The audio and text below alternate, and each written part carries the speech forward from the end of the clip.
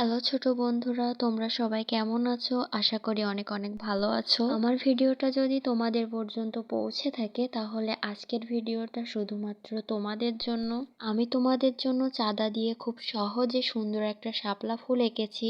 পুকুরের মধ্যে একটা শাপলা ফুল। অনেক সময় দেখা যায় যে ছোট বন্ধুরা তোমরা যারা অন টুতে পড়ো তারা পরীক্ষার সময় চারুকারিতে শাপলা ফুল আঁকতে হয়, সেজন্য ভিডিওটা শুধুমাত্র তোমাদের জন্য।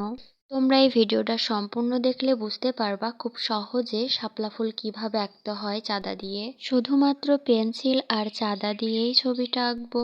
প্রথমে নিয়ে নিলাম একটা পেন্সিল, তারপর একটা চাঁদা। দেন আমি চাঁদার সাহায্যে ফুলটা আঁকার জন্য মাপ নিয়ে নিব। এখানে মাঝ বরাবর আছে 90 সেন্টিমিটার, আর নিচে এখানটাতে ছোট্ট করে একটা ফোঁটা দিয়ে নিব। দেন আমি 90 সেন্টিমিটারে একটা ফোঁটা দিয়ে নিব। দেন প্রত্যেকটা থেকে একটা ফালি করে বাদ দিয়ে আরেকটাতে দাগ দিয়ে নিব। আমি তোমাদের বোঝার সুবিধার্থে ধীরে ধীরে আঁকছি, যার জন্য ভিডিওটা লং হয়ে যাচ্ছে। এক সাইড আঁকা শেষ, এখন আরেক সাইডটাতেও একইভাবে আমরা মাপ নিয়ে দাগ দিয়ে যাব।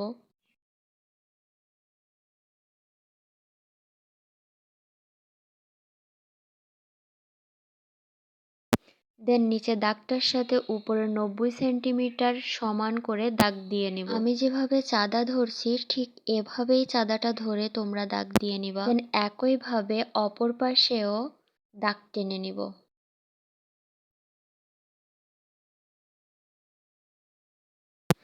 এরপর বাকি দাগগুলোও ঠিক একইভাবে সমান করে দাগ দিয়ে এঁকে যাব। নিচের দাগটার সাথে উপরের একটা করে ফোঁটা সমানভাবে মিল করে এঁকে যাব। সবগুলা ঠিক একইভাবে আঁকবো, কিন্তু নিচের দাগটার সাথে মিলাবো না। যে একটা করে করে পাপড়ি আঁকবো সেই একটা পাপড়ির গা বরাবর দাগ দিব। আমি তোমাদের বোঝার সুবিধার্থে দেখিয়ে দিচ্ছি।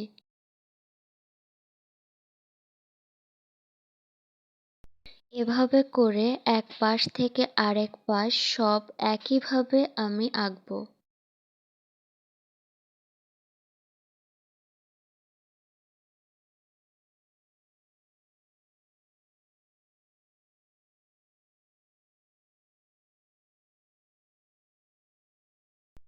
দেন এপাশে যেভাবে আঁকছি অপর পাশেও ঠিক একইভাবেই এঁকে নিব।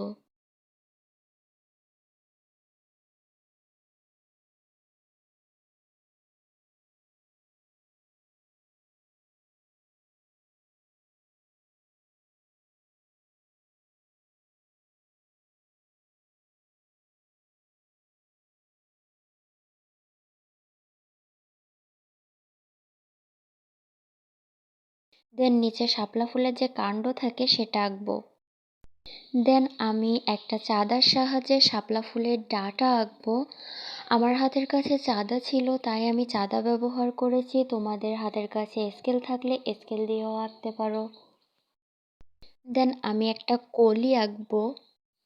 কলি আঁকার জন্য আমি প্রথমেই কলির যে কাণ্ড থাকে সেই কাণ্ডটা এঁকে নিচ্ছি, তারপরে আমি কলিটা আঁকছি। এভাবে সহজ লাগে তাই আমি এভাবে আঁকছি। দেখো আমি যেভাবে আঁকছি ঠিক সেভাবে আঁকবে, তাহলে সুন্দর করে আঁকতে পারবে। এবার আমি কলির ডাঁটাটা এঁকে নিচ্ছি। ফুলের ডাঁটাটা যেভাবে আঁকছি ঠিক একইভাবেই আমি কলির ডাঁটাটা আঁকবো। দেন নিচে ছোট ছোট দুইটা দাগ দিচ্ছি, এটা পানির দাগ, কারণ আমি ফুলটা পুকুরের মধ্যে আঁকবো। কলির গায়ে আমি কিছু দাগ দিয়ে দিব যাতে অরিজিনাল দেখায়। দেন আমি এবার পাতা আঁকবো, 3-4টা পাতা আঁকবো।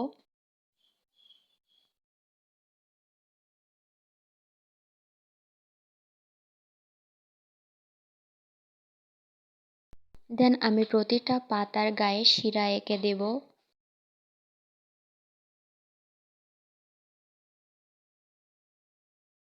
দেন পুকুরের পাড় আঁকবো। পুকুরের পাড়ের যে সমস্ত গাছগাছালিগুলো আঁকবো সবগুলাই ছোট ছোট আঁকবো। কাছের জিনিসের থেকে দূরের জিনিস যতই ছোট আঁকা যায় ততই সুন্দর লাগে।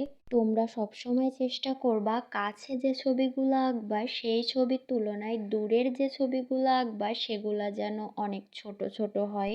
আশেপাশে তাকিয়ে দেখবা আমরা কাছের জিনিসের থেকে দূরের জিনিসগুলা সব থেকে ছোট ছোট দেখি। ছবি আঁকার সময় তোমরা চারিপাশটা খেয়াল করেই ছবি আঁকবা, তাহলে ছবির সিনারিটা অনেক সুন্দর আসে। দেন আকাশে মেঘের একটা ছাপ আঁকলাম, মেঘের ছায়ার উপরে ছোট্ট করে একটা সূর্য আঁকলাম আর 4টা-5টা পাখি এঁকে দিলাম। দেন পুকুরে পানি আঁকলাম, শাপলা ফুলের চারপাশে দাগ দাগ দিয়ে দিলাম।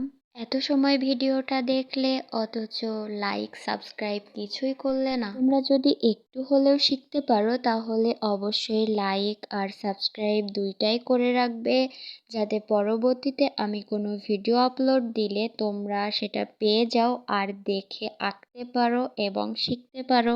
ভালো থাকবে সবাই, আল্লাহ হাফেজ।